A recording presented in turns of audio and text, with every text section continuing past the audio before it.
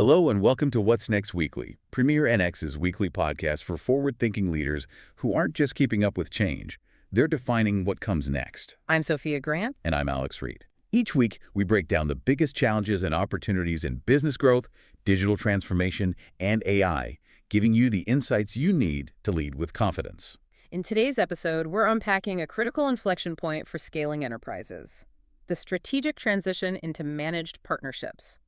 For mid-market leaders, the decision to outsource for the first time isn't just about offloading tasks, it's about architecting your finance function for sustainable scale. Exactly. We'll examine how executives can shift from operational oversight to strategic command, how to eliminate the collaboration tax that drains enterprise value, and the framework every CFO must use to turn their finance team into a true force multiplier. Let's get started. Let's dive in. So picture this. You're staring down a delayed month-end close. Oh, the absolute worst. Right. Your finance team is just completely buried in spreadsheets. Yeah. And, your first instinct is usually, let's just hire another body. But that's, exactly the wrong move. Right. But why is it the wrong move? I mean, you need more hands, don't you? Well, doing that just adds to the chaos. It's like putting a faster engine on a sinking ship. You have to shift your entire focus from, managing those daily operations to actual strategic command. Yeah. But taking that first step into outsourcing, that's where a lot of mid-market leaders just freeze up. Yeah, because it comes down to control. I mean, if you own a process internally, even if it's completely broken, you can at least see it. You can walk over to someone's desk, right? Exactly. But let's look at this collaboration tax we keep hearing about. This idea where the close is delayed because finance is waiting on HR or sales for their numbers. Right, the internal bottlenecks. Isn't that really just a symptom of bad internal communication? Can't you just fix your messaging channels and solve it? I mean, you'd think so, but it's deeper than just communication. It's about workflow bandwidth. So think of it like a restaurant kitchen. Okay. Where the head chef has to personally wash every single dish before plating the food.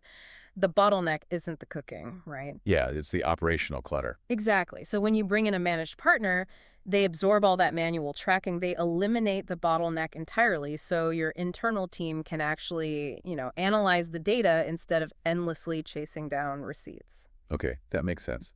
But how do you know you're actually stuck in that clutter? What's the diagnosis? I know there's this concept of the calendar test. Yeah, the calendar test is great. Just look at your last month-end close.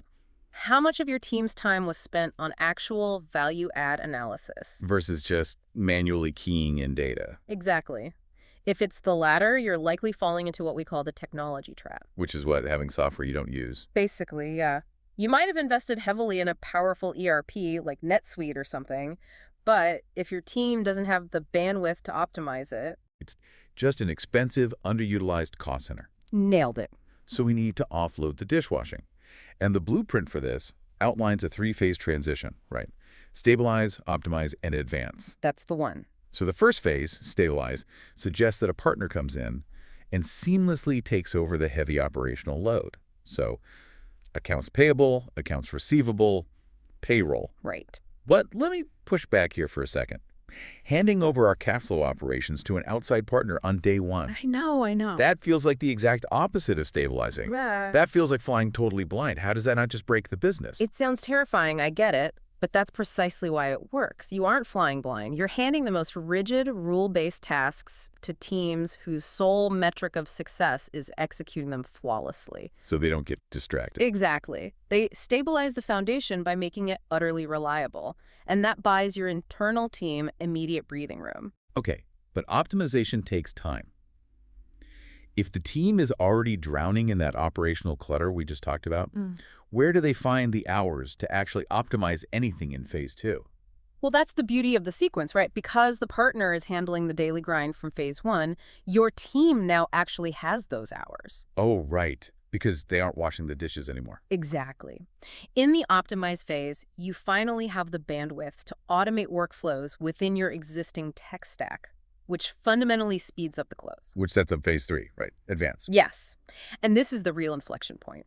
Daily operations are humming, so you can connect your clean financial data directly into FP&A. Financial planning and analysis. Right. You're shifting from just logging what happened yesterday to actually modeling what will happen tomorrow. Which turns the finance team into a true force multiplier. You're no longer backward-looking stewards of history, right? You're forward-looking architects of growth. That is the fundamental shift in enterprise value. You trade operational micromanagement for strategic command. I love that. It all comes back to freeing up your best minds to navigate the waters rather than just bail out the ship. Exactly. So here's a final thought to mull over. As AI and automation continue to commoditize basic accounting tasks, will the traditional internal finance department even exist in 10 years? Wow, yeah. Or will every scaling business operate entirely on managed partnerships? It's definitely something to think about. For sure. And that brings us to the end of our discussion on architecting a more agile, scalable enterprise. We hope this blueprint empowers you to move beyond operational constraints and take true strategic command of your company's growth. Absolutely. If today's episode resonated with you, please subscribe to What's Next Weekly on your favorite podcast platform so you never miss a conversation. Leaving a rating or review helps us connect with more executives like you. We'd love to hear your thoughts. As a leader, what is the biggest opportunity cost you're seeing by keeping purely transactional work in-house? Share with us on LinkedIn by tagging Premier NX and using the hashtag #What'sNextWeekly. For more insights, executive frameworks, and resources from today's discussion, visit our website at premiernx.com. A quick note, this podcast episode is based on articles and industry insights and was produced with the support of Google AI services. Join us next week on What's Next Weekly, Premier NX's weekly podcast, where we'll continue exploring how to turn today's operational challenges into tomorrow's growth opportunities. Until then, keep building what's next.